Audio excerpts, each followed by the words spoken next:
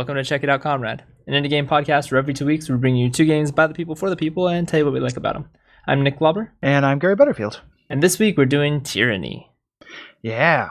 Tyranny is it is a CRPG by Obsidian, published by Paradox. Runs on the same engine as Pillars of Eternity. Mm-hmm. But unlike Pillars, which actually just announced a sequel that's running a Fig campaign right now.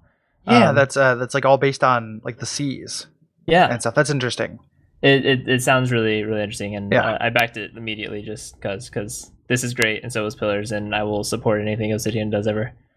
But this is a little bit of a reusing of the same engine to capture a really cool setting.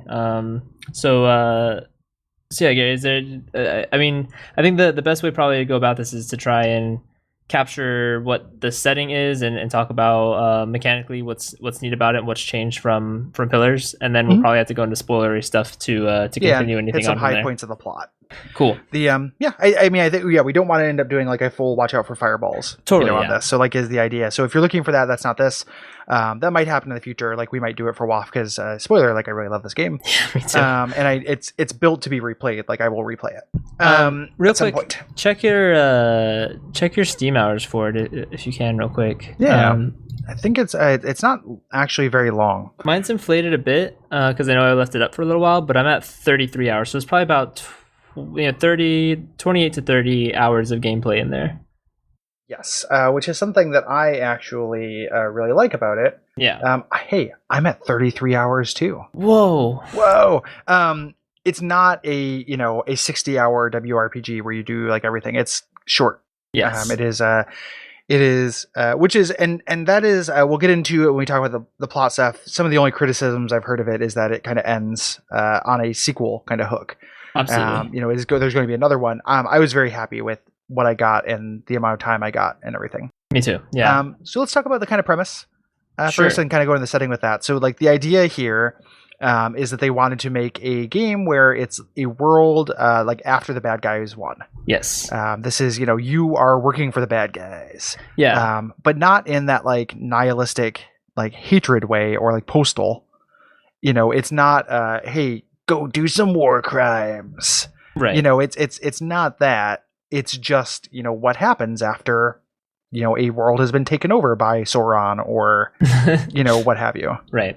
So the primary setting is a place called Teradus that has been almost entirely taken over by an overlord named Kyros, who's godlike, all powerful. No one's seen him, so no one knows if it's a male, female, if it's a beast. Like there's all sorts of rumors about who or what Kyros actually is.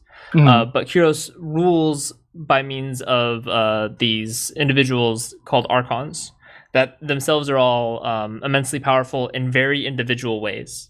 Yes. It's not like they've all been granted some magical ability or anything. They're all what they were good at sort of becomes this beyond human power of their own, like X-Men. Yeah. Like they've got essentially like superpowers. They're very powerful. These kind of like general kings that Kyros uses. Yeah, they like seem to come into their power under Kyros. Like they were already good at something, and that ability of theirs becomes superhuman. Yes. And it's really neat. And exactly what causes is a little bit, whether it actually is like taken from Kyros, and we don't know, or if it's something to do with the magic of the world. Right. As these kind of things. So I think those are the kind of questions that would be answered in Tyranny 2. Yeah, there's some little legs as to people sort of becoming Archons without being under Kyros, like without being a direct kind of or in any sense like subjugate of him. But that's very rare. Most of them are direct reports to him. You play a Fatebinder, who are the subjects of the Tunon the Adjudicator, who's an Archon, who's basically he's the Archon of Justice, so he's basically the judge of all the land. Mm-hmm. And the Fate Binders are who he uses out to be all of his little judges and executioners. Yes. They go in, restore order, reduce conflict, and lay down the law of Kyros. And edicts specifically. And edicts. Yes. That's the primary or the biggest thing that they do is they hand down laws directly from Kyros that have an actual spellbinding aspect to them. Yeah. So it's like a sentence written on a piece of paper, and once it's read aloud, that thing happens. Yes. And they're usually conditional. Yes. This is not too much of a spoiler. The game starts out with you sent to read one that there's a conflict, kind of a quagmire in this area that is they're taking over, and it's, hey, if we don't take care of this, everyone dies. Right. Yeah. And then that would happen. Like, it is a thing, and it can happen. You can actually get a game over. From it. Absolutely. The game starts. There's 2 of these Archon generals who are both leading 2 separate armies. The Disfavored are led by Graven Ash, and they're a very organized, small elite force. And then there's the barbaric Scarlet Chorus, led by the Voices of Nerat. Yes, who's the Archon of Secrets. Archon of Secrets, yeah.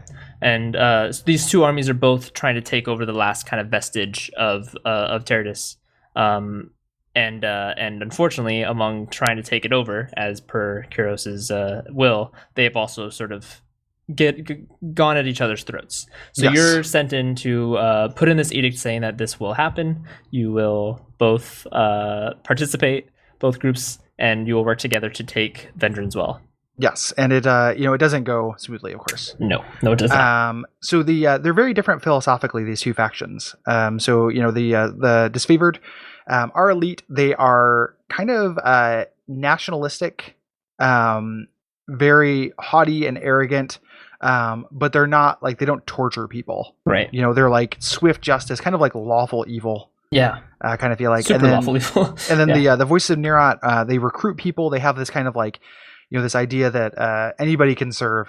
It's better to have somebody serve. They can script people when they bring them there, and kind of have this like, howling horde of things. And the Archon of Secrets is very much about this kind of collectivism and this kind of everybody kind of being under, as operating as this unit, right? As opposed to an individual. It is less kind of nationalistic and is like closer to like a neutral evil or a chaotic evil. Yeah. However, their methods of what they do to the people of the lands they're conquering are tend to be somewhat. It rides the line between being a lot worse for the people, or what they tend to do is force everyone to fight each other once they've taken over and conscript the greatest among them. Yes. Whereas it's much more likely for the Disfavored to just off everybody. Yeah, like everybody just dies, and we don't need anybody else. And part of the reason why they can do that is because, as I mentioned, these Archons have different powers, and the Archon of War of the Disfavored heals his units. Like people don't die because they have his like guard, his Aegis. Yeah, he watches over them. Yes. So it's very cool. You're starting off in that's kind of your premise, and the time period is really cool. If this was just kind of a fantasy game, I think it would be significantly kind of less neat. But it's a Bronze Age like Rome, kind of setting, like Rome or Greece, like. Like iron weapons are king. It's low tech in a way that is really, really cool and flavorful. That I really ended up loving. And that's kind of where we start off. We'll talk a little bit more about the plot when we get to it. But this being an Obsidian game, you were not forced to do like anything really. So you do not have to go along or ally yourself. Like, it starts off like it seems like it is going to be, which of these things do you think is less evil? That's not what it is. It is you can interact with this in several different ways. It's 4 major ways that kind of have subways, not like home of the $5 footlong subways, but like different smaller ways that they can articulate. Mechanically, this is a big step up, I think, from Pillars of Eternity. Yeah. Due to a couple I was kind of racking my brain because I hadn't played Pillars in a while, and I was trying to. So I was looking at like the features. I watched some footage, and I was trying to remember. Realize what it is.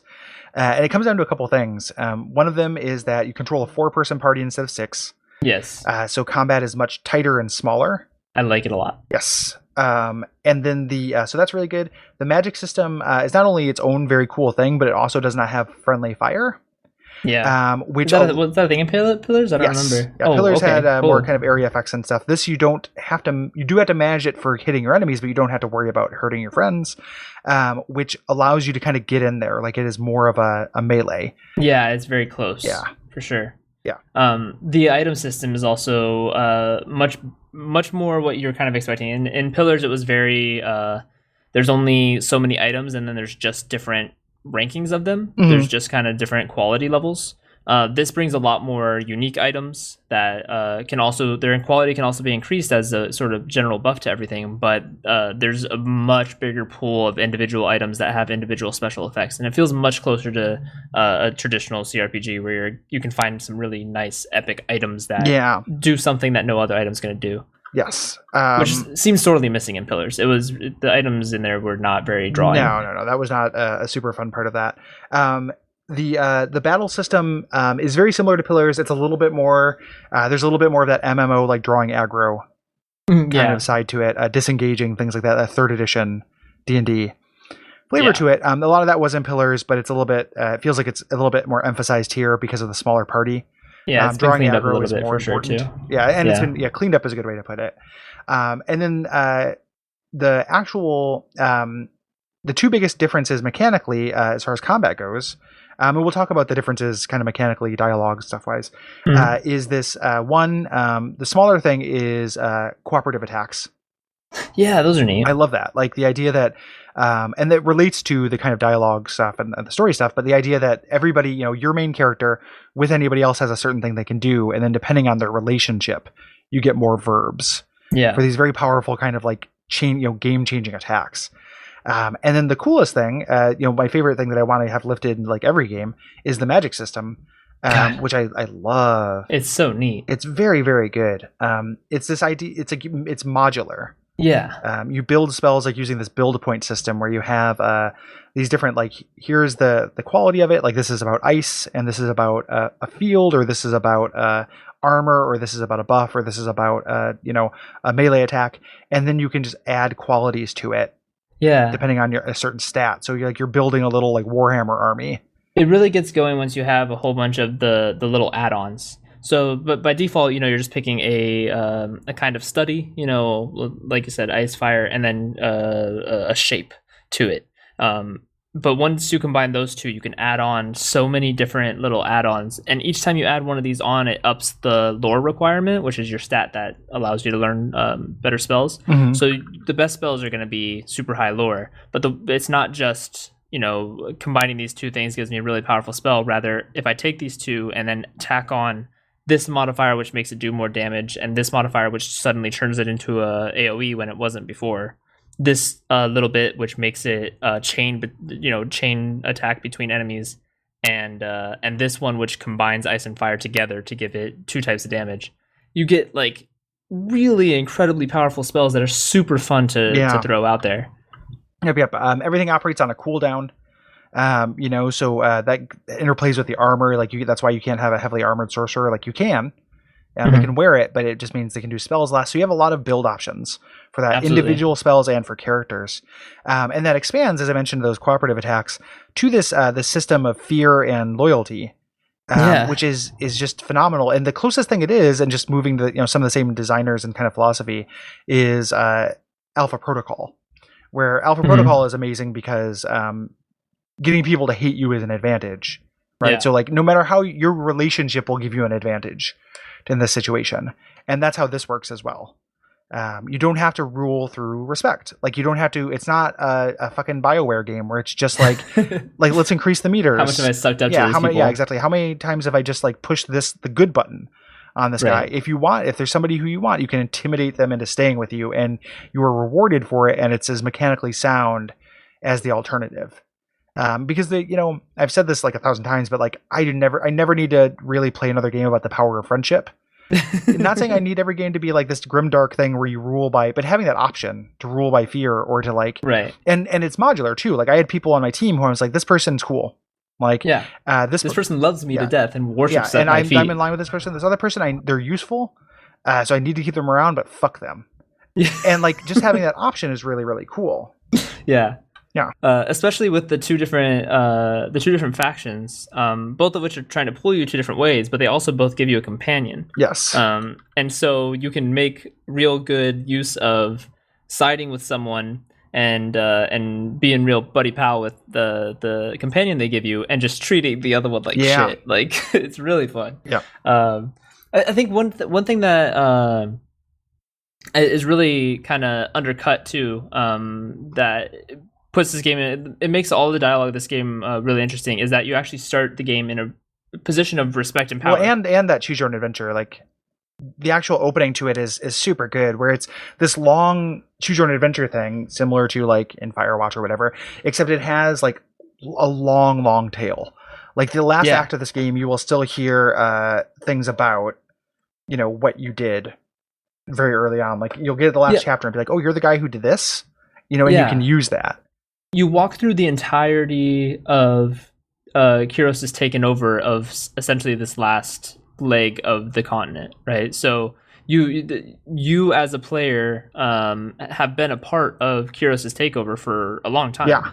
And so you do all of the wind up through various different choices, and all of your choices have a meaningful impact on the story, like to the extent of like what crazy curse has been placed on this specific area of the land. Yes.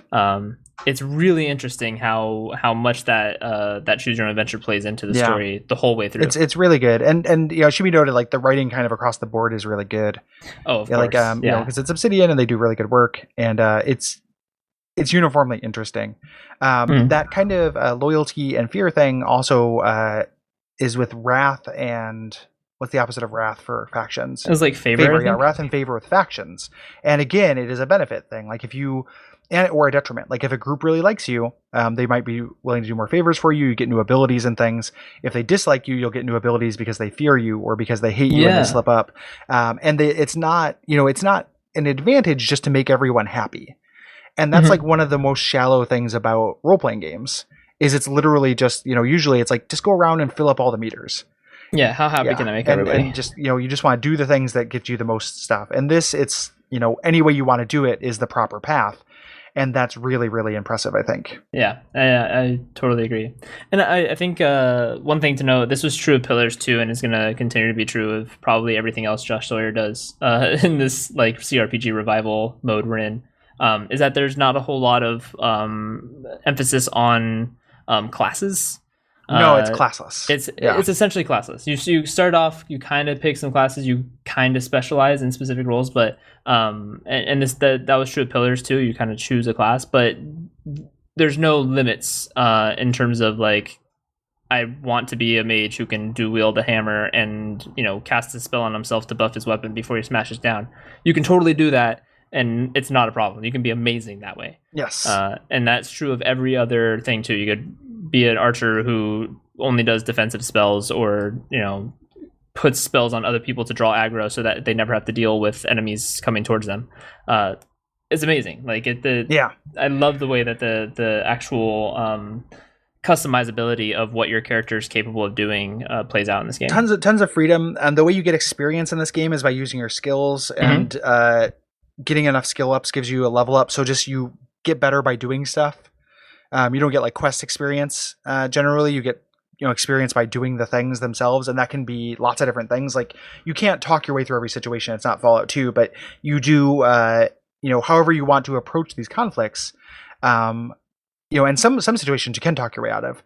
You do get kind of commensurate experience, and that plays into that favor and reputation and wrath system where like you can intimidate somebody, or you can be like, hey, I did you this favor, like let me past, and you'll get points for that too. It's just kind of rewarding the way you want to play in a really free way that is I have a lot of respect for. It also does the thing that we're missing a lot in modern RPGs too. You can just kill anybody. Oh yeah. Including like the Archons right out. You could try and fight the first interaction with them. Like you have the dialogue option to start a fight with them. You're gonna get crushed. Yeah. But you have the dialogue option to just start a fight, and if you manage to work your way out of that, I don't know how the game would fucking play out, because you'd be missing an entire half of the story. But it's really cool. That's a good question. Like I should look that up. I mean, even not even down to the Archons, but you can be just like, man, fuck this. Like I don't want to do this. You know, and like it's it allows for role playing in a way that I think is just open. Because the assumption that like the way that good and evil is handled in role playing games is pretty bad. Yeah. Almost even in games I really like. You know, like even in something like Fallout 2, which I love, like if you're evil, like you do some slaving, you know, and that's real bad. But it's not there's not as much of like a nuance for your character. Like that's just a direction, and now it's like I am bad. Right. Here it allows for you to be kind of like more like tactical in it, or just to kind of be like, I'm going to play a guy who, you know, so like the mindset I did, you know, the role playing, the thing that guided my decisions was both these guys are fucking clowns. Yep. I can do this better. I want to take this over, and I'm going to make a power play for the whole thing. Yeah.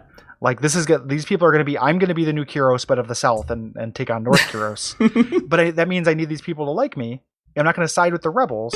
You know, I want to dominion them. Yeah. But I'm not going to, you know, and it allows for that where like somebody could be like, hey, you know, we're going to let you pass this bridge if you go do X with us. And you can be like, no, like you are, I don't need you, you know, I don't need that in this, you know, I'm not. And then you get to a fight and you bypass the thing. You know, or you go do the task and you like it just allows a lot of different freedoms, and it is one of the more rich, like it's really up there in like rich role-playing experiences. Yeah, absolutely. For me, with the best of Obsidian stuff, like the thing it most reminds me of is New Vegas. Yeah, absolutely. Which I talked about before, but it plays a lot like New Vegas and how you interact with the world. Totally. I think that an important thing about the fact that you are not beholden to either of these groups too is that they will try to make you beholden to them. There's a point where they essentially very early in the game are forcing you to be like, you have to aid one of us. We're both going to go take this place. Which one of us do you want to lead the charge? Which one do you want to come with you? And if you say like, I'm not, like, you guys figure it out, they'll be like, no, fucker, like that's what you're here for. Yeah. this is your job. This is your job. Like, choose a side, and so they force you to choose, but you can still just not. They can only make you choose so far, right? They can only make you say which one of us is charging in. You throw off the yoke, right? You know, and that just opens up other options, you know, for what to do at that point. It's very impressive, and it's something too where, like, again, one of the complaints of it being kind of short or ending a little suddenly. I feel like this is the perfect length for that. Yeah. Because if you kept it up at some point, it would start stretching credulity. Because it's something this game does that is a really tough line to walk. Like I don't usually like in video games is kind of like pumping up the player. Mm-hmm. You know, because you are in this game, the character you play, even if you toe the line the entire time, you are a very powerful, like special person of this world. Yes. And the game recognizes that. That's something I usually don't like. But because I made it, like it's like it's talking. It's based on decisions I made. It's not like Commander Shepard showing up and everyone be like, "Yo, it's Shepard. I love Shepard." You know, I didn't have anything to do with that. That's not right. My thing. You know, and if like I did the Renegade option or the Paragon option, but everyone just thinks I'm amazing for literally just clicking between sort of rude and ultimate good. Right. You know, there's context to this thing. It's this thing I created. You know, It feels more like me when somebody comes over and they're just like, oh, like, I know this isn't something to fuck with. Or like, oh, like, one of the cooler things is one of the other Archons, without spoiling too much, will kind of hitch himself to your wagon if you make the right decisions. Yeah. We'll be like, hey, I see which way the wind is blowing. Like, you know, I'm interested to see how that plays out when we get the spoiler section, because I got something totally different with that one. And it just and that's even another point is that it can play out a lot of different ways. Oh, like it's made to be replayed. I think that's probably about it for mechanical stuff. I mean, there's other stuff, of course. There's other minor things, but that gives kind of I feel like that's the selling it on the non-spoiler part. Yeah. Like if you like old computer games, and specifically if you like role playing in a video game, if that's appealing to you, and I say that recognizing that it's not for everybody. Right. You know, I had a bunch of conversations about this game on Slack, and some people, you know, are literally just like, oh, I can't just not play like the good guy in a game. Like I can't. This doesn't appeal to me because I'm not just saving the world, and that's fine. You know, if that's you, that's you. It's not me though. Yeah. I like to have a variety of experiences. I like to be able to craft a compelling character because it gives me a feeling of like ownership over the world and the story that ordinarily I wouldn't get. And I think it's also really important that in most games, you know, the problem is the choice is not like get forced into the good guy, because if I don't choose to be the good guy, then I'm gonna be the bad guy in every situation. Yeah. Like, I can only be a ruthless piece of shit or the good guy. Yes. This game, you can be both. Like, you can be this guy who is faithful to all of his companions and is doing cool, good shit for the people of the world if you want to, who's also the, hand of this evil warlord. Like, you can be both at once. There's a gray line that is not typically written in most games. The gray line is really important, and that's a thing. I can't remember if you played Alpha Protocol, but if you haven't, you should. Yeah, I definitely should. I haven't played it. You'll like it.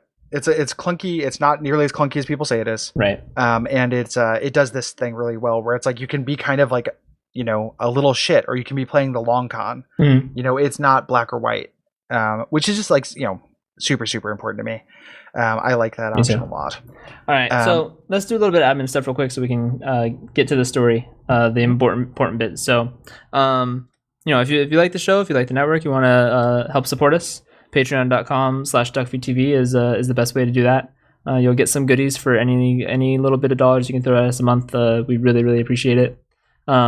Otherwise, ratings, reviews on iTunes, telling your friends, and of course, suggesting games and following us on twitter.com/checkitoutcomrade facebook.com/checkitoutcomrade, yes. and at Twitter Podcast on Twitter. Yes. At Comrade Podcast. Dude, I was doing so bad. At Comrade Podcast on Twitter. Everyone forgives you. It's okay. It's quite all right. So with that, we're going to do a little bit of a spoiler ditty here, and we'll be back and talking about some of the storyline of Tyranny.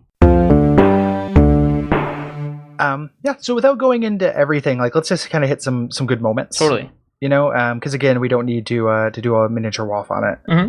Mm-hmm.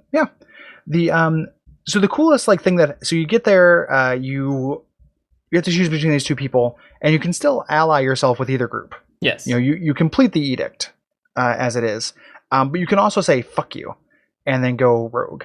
Yes. At that point, which at first that felt really cool and unique. I wonder if that's actually what most people did, because it's by far the coolest sounding and coolest thing you could do. I stuck with, I think immediately after finishing up the edict, I was very I threw a lot of shade towards Ash and was always like, you guys are stupid, and I didn't just kneel to voices at any point. I was still like, nah, dude, I'm helping you, and I appreciate your help and whatnot, but this is not me being part of your gang. And that was the way I played most of it, which turned out to be not the way to get his ending. Well, the way to get his ending, or one thing I read about in it, when you get to that point, well, let's get to that. Sure. Because I read a thing, and I wonder if this is why and you'll be able to answer if this is the reason why it didn't come up that way. So you can go independent that way. You can kind of work in with these different kind of factions. But the cool thing is that life moves on. It doesn't, the game doesn't end there. Kyros kind of is okay, let's see how he's going to play this, because that's how he creates his lieutenants, is giving them these long leashes. And the kind of the side effect of that is you move forward in time, and now things have advanced. Tensions have increased. Yep. Regardless of whether you happen, you now either have these enemies or allies, but there's still work to be done. And they still hate each other. And they still, you cannot bring them together. I don't think you can actually, I think you can bring one of them under you. But I don't think you can bring both of them under you. No. Yeah, I'm pretty sure your choice at that point, unless you seriously hurt the other one, you're either going to be siding with one or the other. I don't think there's any way you can possibly get them both happy. Yes. So you move on, and the second act, so that's the first act, is kind of learning about this world. You're also introduced to the rebels at this point, which you can side with, which is the next playthrough I want to do, because I think it'll feel pretty differently. Yeah. I'm very interested to see what happens when you side with the people who are not Kyros's the Archons. subjugated people. The second act is mostly about getting these kind of artifacts and activating these towers, which is kind of your base building aspect of this, similar to in Pillars of Eternity, actually, and kind of getting these artifacts. If you're working with a faction, how does that articulate? Because it was, for me, Bled and Mark, who is the Archon of Shadows, the assassin, came and said, hey, I like the cut of your jib, go do this thing. If you're going to make a power grab, this is what you need. And kind of set me on that path to go find those. On a path to find the other towers after the first one, or find the the artifacts that you need to get. I'm not sure. Which artifacts are you referring to? There's like a helm. There's a sword. Maybe this is different, even more different than I thought. Yeah. There's okay. Oh wow. Your playthrough is really crazy. Okay. Yeah. So each of those artifacts are important to the little townships that you're helping. Yes. Those play out in my playthrough as especially like the helm at the Iron Forge area, right? That's like, this is our source of iron. They are having problems with the creatures coming out of the old walls. Yep. So they're crafting this helm. Go help them get everything situated. Go help them fight off these monsters from the old walls. Get everything set up so that our flow of iron doesn't stop. That's how that played out for me. Okay. I didn't. At no point did they want me to get the helm. Like, they wanted me to help them get the helm situated. Gotcha. That's crazy. Yeah. If you're doing the power grab, it's hey, you're gonna need this stuff. Wow. To do that, and you still have a choice of how you're treating the individual settlements with it, other than the fact that like you ultimately take the thing. Right. So I took the helmet, which did have catastrophic effects for that settlement, but that was the thing. And so the way it worked for me is in between missions, I would go and meet in this glade and meet with Bled and Mark, who would then like test me. Dude, and that's so rad. Literally, like there's a part where he pulls a knife on you and throws it at you, and you can catch it and stuff, and you're like gaining his respect and stuff, and you learn about his backstory. That's amazing. It's super cool. And the really awesome moment that came from this, when I was talking about when you go independent, was like, because I was siding with the voices too, but you get up to the top of the thing and they're like, what do you do now? They're trying to get you to kill the rebel leader. And I'm like, oh, the rebel leader dies, but also you do. And you can write a note in his arm and kick him off your tower. Yeah. Which is like, it's the ballerest thing that, right? One of the most baller things the game has ever allowed me to do. I think that was an option for me, but I ended up returning him back to get justice from Tudon or something. Yeah, which is also fine. Like, I want to play it that way as well. I want to try allying with everybody. So the second act was mostly while you're getting artifacts and you're unlocking these towers. You're getting the tower, yeah. For the most part, that's the main thing, is that the different God, what do they call them? I'm bad. Yeah. I don't. It's actually, so it's been, I beat this in December, so it's been 2 months. Since I played this, I'm trying to remember the name of them, but there's 5 towers that you set up as different kind of base building things. Yeah. So you do that essentially, and while you're doing it, you're introduced to these different factions and kind of the world and how it's suffered under Kyros' army. And one of the things is that Kyros' army is already splintered.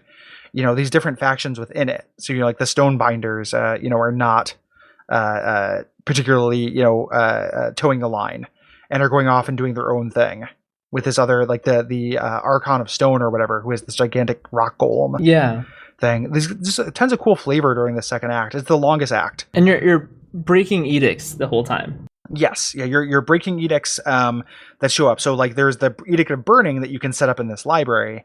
If you go there, you actually undo it. Yeah. Because the wording of it is as long as there's knowledge within this, the library will burn, and you can take all of the knowledge for yourself. Yep. And then it no longer burns, and then like you put out this gigantic fire. One really cool. Did you know that that first edict that you do? That's like, if people haven't figured things out by like the 8th of Swords or whatever. Yeah. If you wait until it's past the 8th of Swords and then read the edict, you have a whole year to complete it. Whoa. Because it doesn't specify the year. So it's like, you have to finish this by the next time, it's the 8th of March or whatever. That's funny. And it's pretty cool. Like, what a cool little detail. How did they make this game? Like, where did they have time to make this? I love that, like, little detail porn thing, stuff like that is like my favorite thing. That's awesome. My mind's still blown that you had a whole separate like storyline grabbing you for between all the different sessions with Bleed and Mark than I did. I'm sure what we actually did was the same, but context matters. You know? Like, I'm sure we went to the same dungeons and stuff. Oh yeah, there's only so many maps, but it's really cool that they not only had like the 2 different plot lines of the story of the 2 factions grabbing you, but also this shadowy figure to like, hey, I see what you're doing. Yeah. It was really cool. And he can betray you as well, and you can have to fight him, but I got his meter up enough. That's awesome.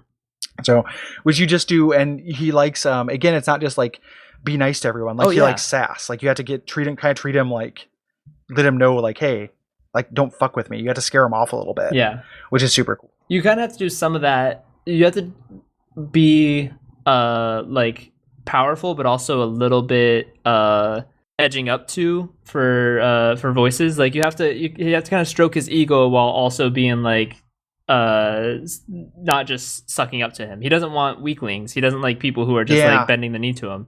But you also do need to be like thoughtfully stroking his ego. Like he knows he's got all these different minds inside of him. He knows he's powerful. You need to like, you can't just be like sucking his dick the whole time. But if you be like, we can totally do this because we have this on our side and you have the best army, you have the most people, so this makes perfect sense. And if you poise it to him in these like logical senses, then he's like, you're totally right. Yeah, very, very cool. And I imagine that Graven Ash is more towing the line. That's like what it's I more militaristic. Too. Like you have to be a little bit more loyal, but you can eventually convince the way that articulates. If you in the third act, if you take over that faction, it's convincing him and the rest that you would be a better leader. Yeah, like they're just kind of through strength, which is cool. The third act essentially is you get the power to write edicts. Yeah, and this is the coolest turn in an RPG ever. From like, I'm just part of this world to holy shit, I'm a very important figure. Yeah, like I can do this thing because eventually Kiro says, and it kind of makes sense, like because we don't actually ever hear from him. We just hear from people who are kind of around him and through Tunon. But he's just like, hey, if you guys are all powerful and keep fucking around and kind of are getting into this, power play, whoever wins gets it. Yep. He's doing kind of a grander version of, because he's a sociopath, he or she. There's a part where you can gender Tuna or Kyros. Like Kyros doesn't have a gender, and then you get two options, and one is like he does this, she does this. Like it's up to the player. Just one of those three choices. Yeah, which I like a lot. Tunon always refers to him as she, but other characters have referred to him as he the whole time. Yeah.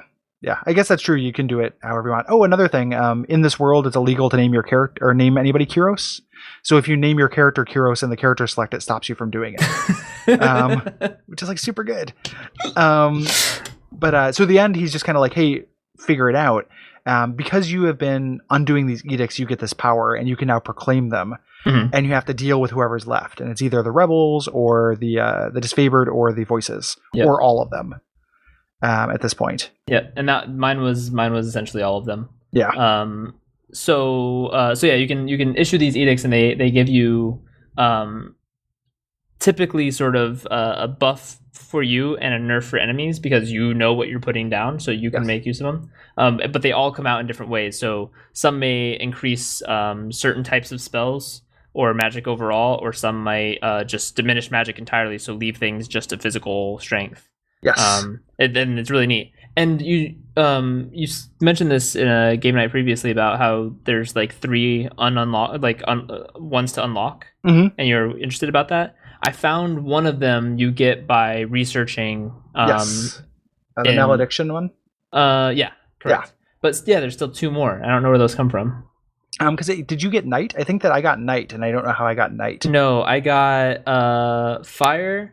Yep. And the stone, the earth-shaking one. Okay. I think fire, storm, and stone are the ones that you get. I didn't get storm because I did something different with that. Yeah. That area. Yeah, and then I got malediction through research.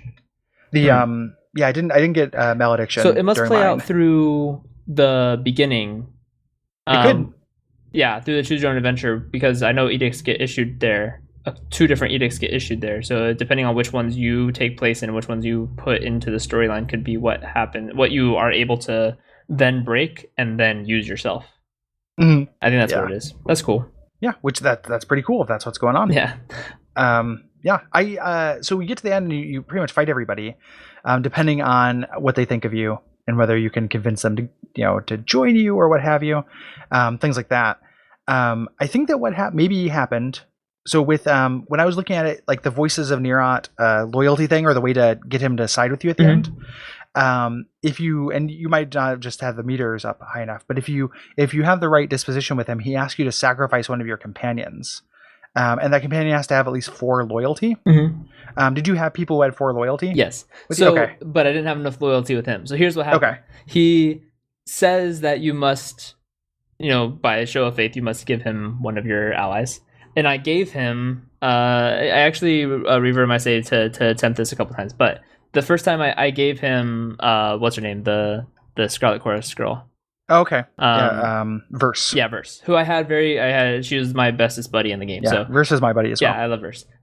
So I gave him Verse, and she was like, "Wow, really?" And so he sucks her up, and then he just fucking fought me anyway. And at that point, he's just so goddamn powerful.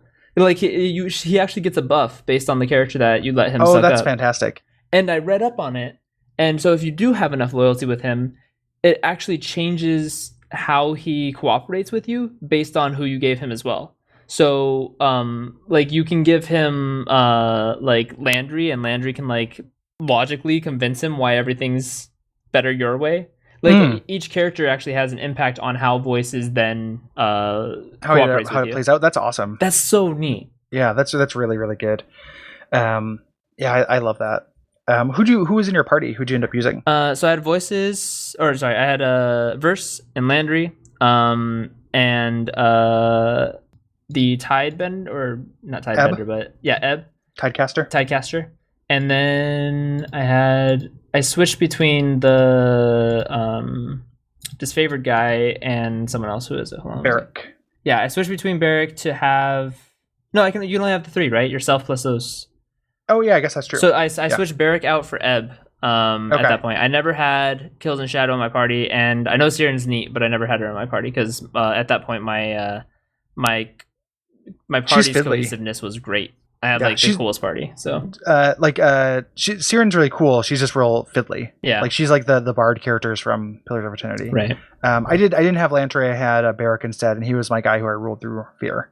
So, but then I had my lesbian kill squad for everybody else. The way I played most of the time was me and Verse were up in their faces, fucking shit up. And Ebb would cast, she had one really amazing spell that is a Gravelight spell that imbues elements into your weapon, and it gives you a vampiric weapon is what it does. So it imbues the element, and like you take health every time you're hitting them. Yes. So yeah, that one was killer. And then Lantry was mostly our healer, but he also had some pretty good AoEs and stuff on himself too. Yeah, each character, they don't have your character doesn't have classes, which we talked about, but your characters kind of do. They have different builds. Well, they start off prescribed. Yeah, they're prescribed because they're built up in a certain way, but you still have a choice between kind of 2 different builds for each of them. Yeah, 2 or 3. Yeah. There's ones that can do different things, so you can kind of do different options. Since I played a caster, I needed to have Barrick with me, so like Barrick and Verse on the front lines. Right. Yeah. It's kind of weird how you really just get one tank. Kills and Shadows is not a tank, even though she's a big beast woman. Oh, really? She can't really hang out. She has a lot of hit points, but she can't wear armor, so her damage reduction is not great. And then she's all about doing things from stealth, which is a mechanic that I didn't get a lot of really understand, or I didn't really know how to use that to my advantage. I use stealth a lot for initiation. I would use Landry's. He's got this this quill that has a really big range on it and can do like a pretty significant damage, and does even more when coming out of stealth. Mm-hmm. So I would use that to break up parties as much as possible. So your fog of war is a little bit bigger than his range of weapon is, but essentially anyone who's within your fog of war, even if can't be seen from stealth with them, as soon as you activate battle, anyone within your fog of war will be a part of that battle. But I could kind of use his massive range on his quill to, out of stealth, attack the person who's most outside of everyone else, and get just like half people. Yeah, just get like half of the encounter to pull. It worked out really well. I did that too. I just did it without stealth and did it with Versus Flame Arrow. Oh yeah, that's a really good way to do it too. Yeah, her arrow's got a huge AoE, or her huge range as well. So it's really cool that we talked about that in the first part of this, but I really love that you can break those rules and stuff, which is something that, God, what is the last thing that we did where you couldn't do that? We played something for this. Oh no, and not you didn't. Neverwinter Nights 2, you can't. Oh yeah, I hate that. Like, I mean, it's because it's closer to Divinity Original Sin, where it's like, I see these guys. Why can't I get the drop on them? Why do I have to walk up to them and talk to them? Right. And this game kind of ameliorates that. Like, some people you do have to talk to, but you can get advantages with them based on your stats. So something that I could do is I could be like, I'm the person who burned down that library, right? And then all like two of their mages would run away. That's so things fun. like that. That's so fun. I like love that. Messing up the encounter just by like intimidation. It worked out really well. It's really, really great. And then the end game, like, so the way it worked at the end for me is I went to my trial with Tunin, and through like witnesses and helping out people in the town or whatever in the settled area, was able to get them to not to find me innocent of things that like I'd clearly done. And then I got to be innocent as well. Did you get Tunon on your side? Yes, Tunon loved me. Yeah, I recruited Tunon, and I'm like, hey, I'm going to be the new Kyros, and he's like, yep. So it was me and all of the people I'd taken out, and then it ends with after I've fought everybody with it saying like Kyros isn't going to take this lying down essentially. And setting up a blatant sequel or DLC. Where it's a war. But I really want to see this game like fucking with edicts, doing that kind of map strategy part of it. With like I'm going to send this general. I'll send Tunon and the Fatebinder army or whatever to this area with this edict. I will send the Forge Bound to this area and protect it with this so they can outfit this army. Like I really want that. I mean, that's like your last choice in the game essentially, is to put an edict in the way of Kyros coming after you. It's so cool.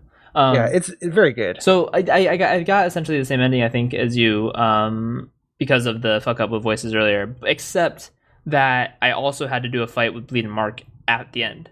Okay. So like literally after Tunon was on my side, Bleeding Mark shows up and he's like, that Kyros isn't gonna have this, right? Like he's just like, he's still playing the side of he didn't call it, so he's gonna end it. And then you fuck him up and he's like, holy shit, I was wrong about you. Like you freak him out a lot when you end it with him. That's cool. Yeah, I got to do another playthrough at the very least because I need to see how those guys fight, because a lot of the fights are really similar, but the boss fights are all pretty different. This is a good game, great. Man. Yeah, it's really good. It's really good, and it doesn't. Again, 33 hours. It probably was closer to like 29 or 30. Exactly. Yeah, some of those will just leave the window. Playing it again, it'll be. I won't read all the lore stuff. I already read it, so I've got another playthrough in me that will be for sure a different way to play. Totally. So I'm very excited. I'm excited. Obviously for Pillars 2 and stuff, but this setting and everything I like more than Pillars. Me too. And I'm really excited for them to announce a follow-up to this, and I hope it was successful enough to do it. I hope so too. I think that's pretty good. That's probably about it. So thanks for listening, guys. We'll catch you next time. Yeah. Take care. Good night. Bye.